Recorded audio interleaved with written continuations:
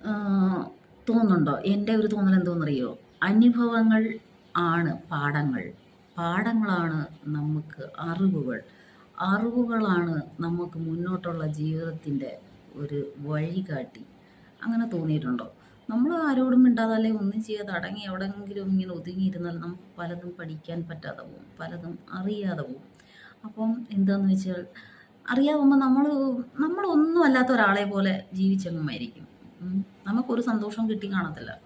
അപ്പം നമ്മൾ എല്ലാത്ത കാര്യത്തിലും കുറച്ച് എൻഗേജ്ഡ് ആയിട്ടിരുന്ന് നമ്മൾ പലതും പഠിക്കാൻ ശ്രമിക്കണം. അതിൽ നിന്ന് അറിവ് കിട്ടും. ആ അറിവുകൾ നമുക്ക് മുന്നോട്ടുള്ള നമ്മുടെ ജീവിതത്തിൽ വളരെയധികം വേണ്ടപ്പെട്ടതാകുന്നു.